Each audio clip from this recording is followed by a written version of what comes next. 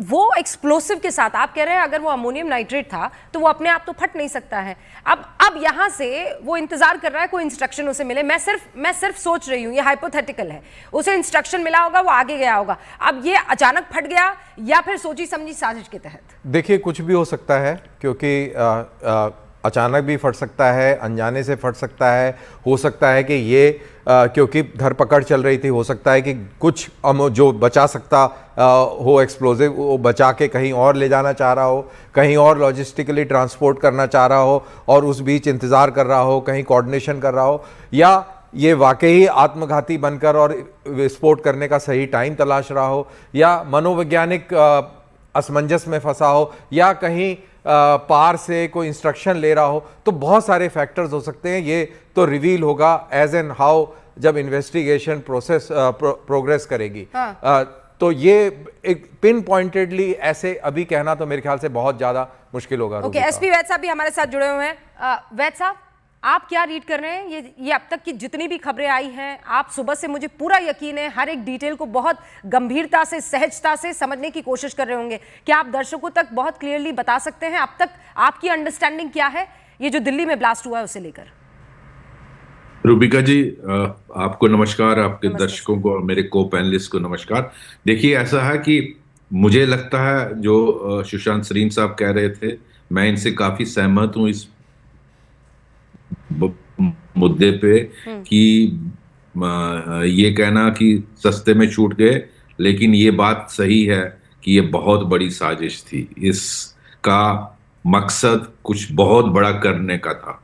आप गुजरात का ले लीजिए और ये वाला ले लीजिए, दोनों में बहुत बड़ी कार्रवाई करने की साजिश थी ये। और ये एक दो दिन में नहीं बनी है, इसमें बहुत गहराई से, बहुत समय से ये प्लानिंग हुई है और इसको किया गया। किस तरह से इन डॉक्टर्स को रेडिकलाइज करके इस हद तक कर दिया कि वो सुसाइड बॉम्बर बनने के लिए तैयार। आप इमेजिन करें किसी को अपनी सुसाइड बॉम्बर बनने के लिए कितना ज्यादा आप वो आदमी रेडिकलाइज होना चाहिए, पॉइजन किया जाना चाहिए। हाँ। दूसरा ये जो 3 घंटे वहां पार्किंग में रहा है, मुझे लगता है, देखिए कर्नल साहब सही बोल रहे हैं, दानवीर जी सही बोल रहे हैं, ये पूरा तो तभी पता चलेगा जब अगर इसका नंबर इनको मिल गया और उसकी कहाँ कहाँ कांटेक्ट हुए हैं वो पता चलेगा, किस किस से बात की है। लेकिन हो सकता है ये अपने कुछ लोगों से बात किया हो, अपने हैंडलर से बात किया हो, कुछ इंस्ट्रक्शन के लिए वेट कर रहा हो। लेकिन मैं अपने एक्सपीरियंस से जो बोल रहा हूं, मुझे लगता है जब इसने देखा कि मेरे बाकी साथी पकड़े गए हैं और रिकवरी हो गई है, इससे पहले कि पुलिस मुझे भी पकड़े और मेरा टार्चर हो या मेरे से रिकवरी हो, मैं ये बड़ा कदम लूं। और इसने लिया। और ये 3 घंटे का वेट इसलिए कर रहा था कि आप जानते हैं, आप दिल्ली में जो लोग रहे हैं, कि पीक टाइम 5-6 बजे के बाद होता है और 7 बजे is the peak time for maximum casualty. हाँ सर। इन्फ्लिक्टिंग। और दूसरा, इससे बढ़िया जगह क्या हो सकती है जहां से प्रधानमंत्री देश को संबोधित करते हैं? इसकी मैसेजिंग है, क्योंकि इसके जो हैंडलर हैं वो डेस्परेट थे कि 2014 से हम कोई बड़ी वारदात दिल्ली में या बाहर भारत के इंटीरियर में नहीं कर पा रहे थे। तो वो इस मौके में इस फराक में थे, जो हमारी बीजेपी की सरकार बोलती भी थी कि 14 के बाद कोई हादसा नहीं होने दिया। आईएसआई और आसिम मुनीर, कोई वो बात खटकती थी, तो वो इसी मौके को ढूंढ रहे थे और वो कल ये बड़ा हादसा नहीं कर पाए, लेकिन कल का हादसा हमें फेस करना पड़ा। और गुजरात वाले को भी लाइटली मत लीजिए। मैं समझता हूं बहुत बड़ा चैलेंज है पुलिस और सिक्योरिटी फोर्सेस के लिए और इंटेलिजेंस एजेंसीज के लिए। पता नहीं इस तरह के कितने मॉड्यूल हैं जो चल रहे हैं, जो इस देश में पनप रहे हैं। वैसा एक और बड़ी खबर आई है, नजर उन पर रखनी चाहिए। और ये जो आपने संजीदगी से बात रखी है सर, इस पर हम सबको बहुत गौर करना होगा और ध्यान देना होगा। किसी भी एजेंडा के चक्कर में नहीं आना है, पहले देश बाद में सब। अभी सारे ये ह्यूमन एक्टिविस्ट खड़े हो जाएंगे, याद रखिएगा आप। सारे के सारे वो चेहरे जो अभी बैठे हुए थे, छिपे हुए थे, ममदानी पर जय श्री, बिल्कुल जय जय के नारे लगा रहे थे, वो सब के सब अब वापस आ जाएंगे। ध्यान रखिएगा, इस वक्त आपके अगल बगल आपको कुछ भी संदिग्ध लगता है, फौरन पुलिस को कांटेक्ट कीजिएगा।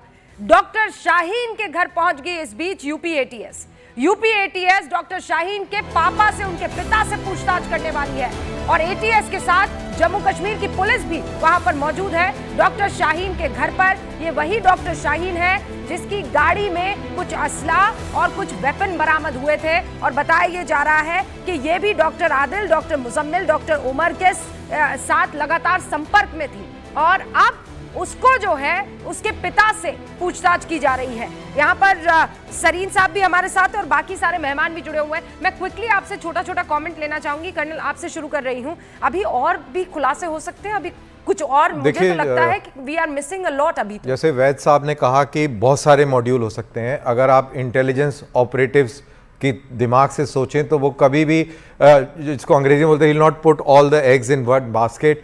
अगर गेम लंबा खेलना है और जिस तरीके से आसिम मुनीर ने गेम लंबा खेलने की तजवीज़ बनाई, पुलवामा में हमने उसका एक चैप्टर देखा, तो बहुत सारे मॉड्यूल ऐसे हो सकते हैं और इसके बाद अगले 2-3 दिन में, हफ्ते में बहुत सारी धरपकड़ सामने होगी और बहुत सारे कैशेस भी मिलेंगे। ये ऑपरेशन सिंदूर को ध्यान में रखा जाना चाहिए। सुशांत सरीन, मैं प्लीज 20-20 सेकंड में जेंटलमैन, और उसके बाद मुझे ब्रेक लेना होगा। सुशांत सरीन। नहीं, बिल्कुल ऑपरेशन सिंदूर को ध्यान में रखना चाहिए, क्योंकि एक जो चीज ऑपरेशन सिंदूर में हुई, हाँ। वो हम शायद उसको निगलेक्ट कर रहे हैं रूबिका, और इसको हमारे को समझना चाहिए कि हमने जिस तरीके से इंफॉर्मेशन मैनेजमेंट की, I think that left a lot to be desired. अब बहुत सारे लोग कहते हैं कि यार हमने जंग जीत ली तो इंफॉर्मेशन की क्या बात होती है, मैं उससे बिल्कुल सहमत नहीं। हाँ। भाई अब पाकिस्तानी क्या सोच रहा है आज की डेट में, मैं ये नहीं मानता कि वो सही है, लेकिन अगर आप आसिम मुनीर, आज आप क्या सोच रहे हैं? ट्रंप मेरा बेस्ट फ्रेंड बन गया है, मेरे को खाने पे बुलाता है, मेरी बातें सुनता है, मेरी प्रशंसा करता है, ठीक है। वो जो चपड़ासी उसके साथ घूमता है आसिम मुनीर के साथ, जिसका नाम प्रधानमंत्री है उनका, शहबाज शरीफ, उसकी भी वो बार बार उसकी चापलूसी करते रहता है। सऊदी अरेबिया जो है उनके साथ उनका एक समझौता तय पा गया है। तुर्की और चीन जो है वो उनकी पुष्ट पे है, उसके साथ बाकी और कई सारे देश हैं जो उनकी तरफ देख रहे हैं। अगर मैं आसिम मुनीर हूं आज की डेट में, मैं मानूंगा कि भारत को अब मैं चुनौती दे सकता हूं और लेट मी सी के इंडिया क्या करेगा। तो आप सिंदूर का एक बड़ा डायरेक्ट इंपैक्ट हमारे सामने नजर आ रहा है और शायद सिंदूर 2 को हमको शायद जल्द ही जल्द करना पड़े। और ये भूटान से प्रधानमंत्री नरेंद्र मोदी ने क्लियर निर्देश और संदेश दे दिया है कि कोई भी हमला भारत की धरती पर अगर हुआ तो उसे एक्ट ऑफ वॉर लिया जाएगा, उससे कम कुछ भी नहीं। मैं माफ़ी चाहती हूँ शर्मा सर और वैद्य साहब, मेरे पास वक्त इतनी ही इजाज़त दे रहा है। उसके बाद एग्जिट पोल के तमाम जो रुझान है वो देखने को मिलेंगे। फिलहाल बहुत बहुत शुक्रिया आप सभी का, अपना ख्याल रखिएगा और सतर्क रहिएगा।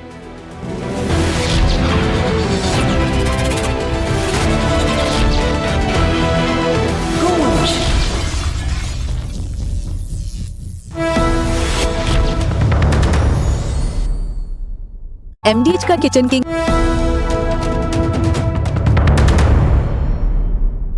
नरेंद्र मोदी की तरफ से कि अगर if this is an attack तो फिर इसे देश पर अटैक की तरह लिया जाएगा, इसमें कोई इफ एंड बट नहीं होने वाला है।